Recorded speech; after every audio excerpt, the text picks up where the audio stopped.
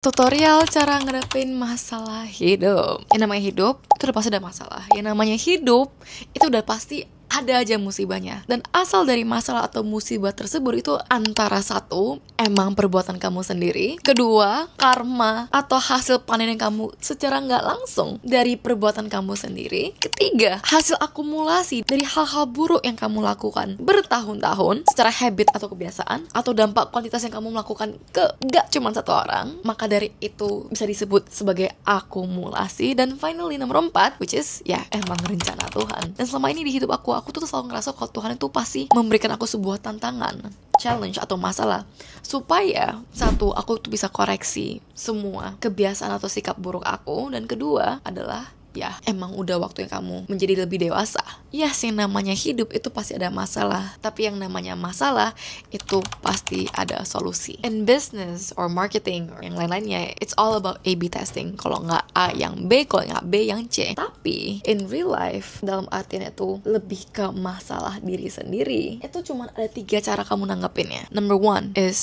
deal with it. Having a proper plan and research before dealing with the problem is a good step. Alias, sebelum kamu menghabiskan uang kamu, energi kamu demi menyelesaikan satu masalah, it's better for you to do your own research. Misal, kamu tuh lagi diet dan kamu tuh pengen cara yang tercepat dan terbagus dan terhebat dan terhemat dan segala-galanya. Ya, most of the time kamu tuh bakal spend 80% of your time and energy on research. Then if you find a solution, funny thing is, it doesn't work on the first try. Walaupun kalau kamu udah nemu solusinya, itu tuh belum menjamin kalau hal tersebut itu bakal selesai dalam sekali pertemuan. Karena tiap kali gue kalau lagi ngadapin masalah atau terlibat pada suatu masalah, hal yang pertama gue pasti berdoa adalah, Tuhan, semoga orang yang gue hadapin hari ini tuh waras ya Tuhan.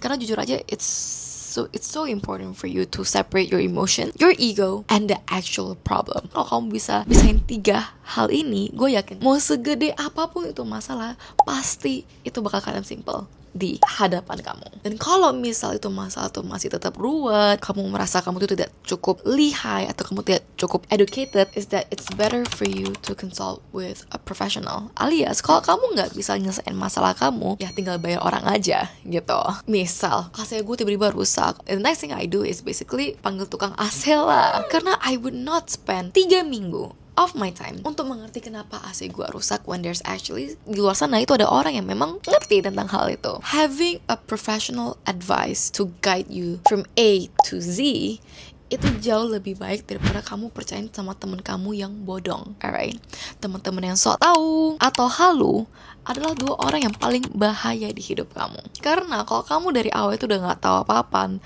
lalu kamu percaya pada ini satu orang yang belum tentu dia tuh tahu apa yang mereka bicarakan dan lain-lainnya, yang bakal kena imbasnya atau sakitnya dari hal tersebut adalah diri kamu sendiri. Jadi it's important for you untuk satu, jangan percaya sama orang bodong alias orang yang gak tahu apa-apa tapi sok tahu. Dan kedua adalah orang yang halu, orang-orang yang ngerasa kalau mereka itu, kalau masalah kamu itu bisa diselesaikan dengan A, B, C, D, F, G, when actually yang sebenarnya in real life itu enggak. Karena honesty is the best policy.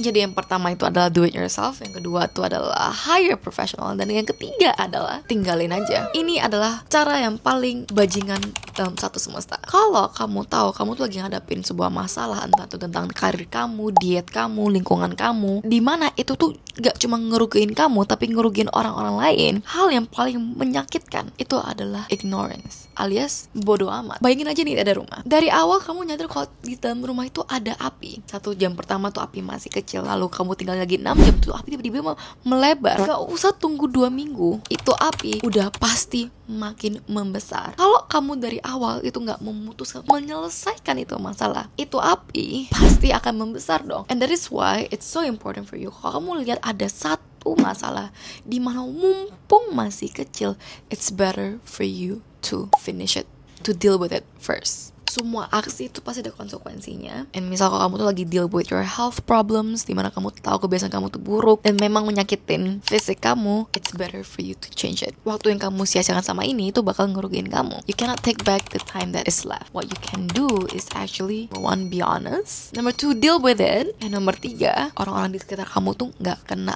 imbasnya, alright? And jujur aja di umur yang baru kepala 2 ini, I think I've went through most people experience in their 30s or late 20s lah basically. Entah tuh dari pertemanan, percintaan, pekerjaan, persekolahan, tentang keluarga, dan lain-lainnya. Wah, many. Tapi one thing yang I keep myself atau tetap popokin diri aku is that I always do it. Karena di mataku yang namanya masalah itu memang lebih baik nggak ada. Alright, karena dengan keputusan kamu untuk ingin menyelesaikan suatu masalah, it shows karakter kamu tapi juga your mindset. Alright, jadi halo, nama aku Nadia. Aku tuh sebenarnya tiktokers yang lagi ngerantau ke YouTube. Udah monetize lagi. Jadi if you like this video, please let me know in the comment what's your favorite part atau next bikin video apa. And don't forget to follow me di semua social media aku @NadiaTilem biar kita itu bisa sama-sama centil bareng. And over here, here's my cat. Aku gak tau kalau kamu bisa lihat, tapi ya that's my cat yang dari tadi tuh kayak ngereong terus. And yeah, that's pretty much it. Alright, so XOXO Nadia. Bye.